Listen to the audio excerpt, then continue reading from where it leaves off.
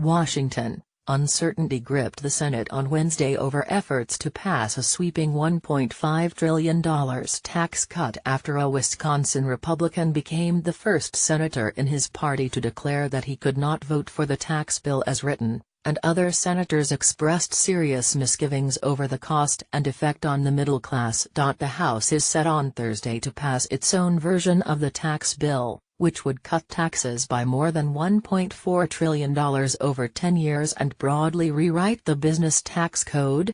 But as with the healthcare debate earlier this year, the Senate emerged as the inconstant ally in President Trump's pursuit of a major legislative accomplishment in his first year. Senator Ron Johnson, Republican of Wisconsin, came out against both chambers' tax plans on Wednesday, saying that the bills favored corporations over small businesses and other so-called pass-through entities, whose owners pay taxes on profits through the tax code for individuals. These businesses truly are the engines of innovation and job creation throughout our economy, and they should not be left behind, he said in a statement. Unfortunately, neither the House nor Senate bill provide fair treatment, so I do not support either in their current versions. Senators Susan Collins of Maine and Bob Corker of Tennessee have voiced their own concerns about the tax overhaul and have not committed to voting for the tax bill. I'm still working with folks to see if there's some way to be assured as it relates to the deficit issue that we're not going to create harm, Mr. Corker said. There's other senators who themselves want to ensure that we're doing something to strengthen our country relative to the deficits. He added, I'm not a yes, I'm not a no. With the House expected to pass its tax legislation, the fate of the overhaul fell into the hands of Republican senators, who grappled with the political prospects of passing a bill that critics said could undermine the healthcare system and favored companies over the middle class. The Senate has played the spoiler before the House passed a repeal of the Affordable Care Act in May, only to see it fail in the Senate twice. Republican and Democratic senators clashed on Wednesday over changes the Republicans had made to their ambitious tax legislation late Tuesday night, including adding a provision to repeal the Affordable Care Act's requirement that most people have health coverage or pay a penalty. Republicans also made the tax cuts for individuals temporary, to comply with Senate procedural rules requiring that the tax plan not add to the deficit after a decade. Senate Republicans, eager for a major legislative achievement after the Affordable Care Act debacle, have generally been enthusiastic about the tax overhaul.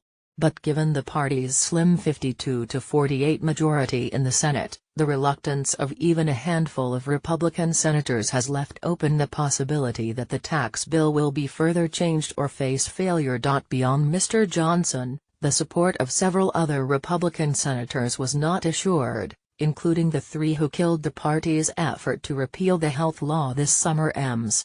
Collins, John McCain of Arizona and Lisa Murkowski of Alaska. I want to see the whole package before I make a decision, Mr. McCain said. On Wednesday, Ms. Collins expressed concern that middle-income consumers could see their tax cut erased by an increase in health insurance premiums caused by the repeal of the requirement that most people have insurance, known as the individual mandate. Other Republican senators, such as Mr. Corker and Jeff Flake of Arizona, are concerned about the national debt, which topped $20 trillion even before consideration of a tax plan that could add an additional $1.5 trillion over a decade. As the Senate Finance Committee continued its formal drafting of the bill, Democrats attacked Republicans for inserting the repeal of the individual mandate and for imposing a 2025 expiration date for individual tax cuts, even as they would make the corporate tax cut permanent. This bill seems to get worse by the hour, said Senator Ron White of Oregon, the top Democrat on the Senate Finance Committee.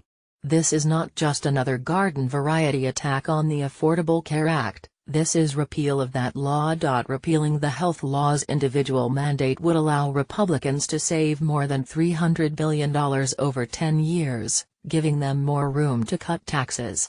According to the Congressional Budget Office, It would also lead to a reduction of 13 million in the number of people with health coverage, and average health insurance premiums on the individual market would rise by about 10%. Senator Orrin G. Hatch of Utah, the chairman of the Finance Committee, played down the move to make the individual tax cuts temporary, not mentioning that change in an opening statement during markup of the bill on Wednesday, in which he defended his party's right to undo the mandate.